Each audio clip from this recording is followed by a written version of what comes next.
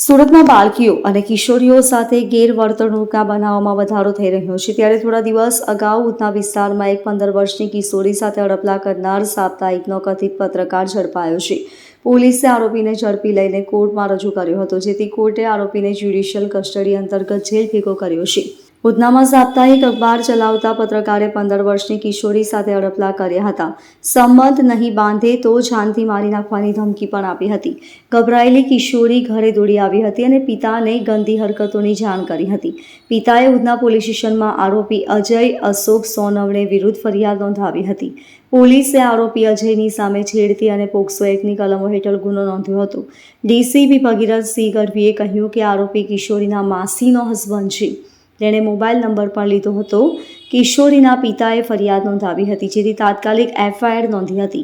બાદમાં આરોપીની ધરપકડ કરી હતી। પૂરતા પુરાવા એકઠા કરીને કોર્ટમાં રજૂ કરીને આરોપીને કસ્ટડીમાં મોકલી આપ્યો છે। પકડાયેલો આરોપી પત્રકાર છે કે કેમ અને તે માલિક છે કે કેમ તે અંગેની તપાસ હાથ ધરવામાં આવી છે। મોબાઈલ લઈને અનબ્લોક પણ કરી દીધો હતો। પોલીસ સ્ટેશન ખાતે એક ભાઈ આવીને ફરિયાદ નોંધાવી હતી। આ ફરિયાદ મુજબ તેમણે જણાવ્યું હતું કે એમના પડોશમાં રહેતા એક વ્યક્તિ કે જે એમના માસીની દીકરીના હસબન્ડ પણ થાય છે, એણે એમની નાની દીકરી પોતાની નાની દીકરી સાથે છેડતી કરી હતી અને એના મોબાઈલ નંબર પણ મેળવ્યો હતો। મોબાઈલ નંબર મેળવી અને એને પોતાની સાથે રિલેશન રાખવા માટે દબાણ પણ કર્યું હતું। એની સાથે સાથે આ વસ્તુ કોઈને કહેશે તો ધમકી પણ આપી હતી કે જાનથી મારી નાખવાની ધમકી, એ પ્રકારની નાની દીકરીને ડરાવી પણ હતી।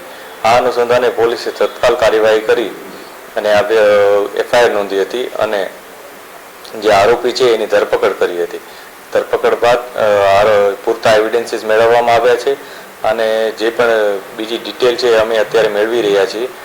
ત્યારબાદ નામદાર કોર્ટમાં રજૂ કરતા તેને જ્યુડિશિયલ કસ્ટડીમાં મોકલી દેવામાં આવ્યું છે। આ બનાવમાં જે આરોપી છે એનું નામ અજય અશોક સોનવણે કરીને છે।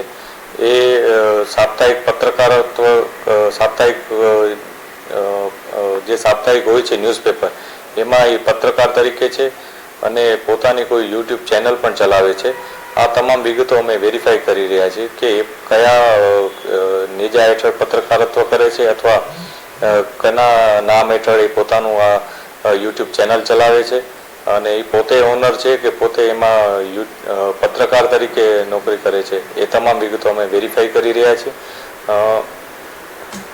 જ્યારે આ બનાવ બન્યો ત્યારે એણે પોતાના ઘરે જ્યારે દીકરી આવી હતી ત્યારે પોતે કામ પર જતો રહ્યો હતો, પરંતુ તેને પાસેથી માહિતી એવી મળી હશે એવું અમને અત્યારે જે ઇન્ફોર્મેશન છે એ મુજબ છે કે એને માહિતી મળી હશે, જેથી ફરીથી આ દીકરી ઘરમાં આવી છે એ જાણી અને પોતે કામ પરથી પાછો આવી ગયો હતો અને ઘરમાં કોઈ ન હતું ત્યારે એણે આ દીકરી ઉપર અડપલા કર્યા હતા અને એનો મોબાઈલ નંબર પણ મેળવી લીધો હતો।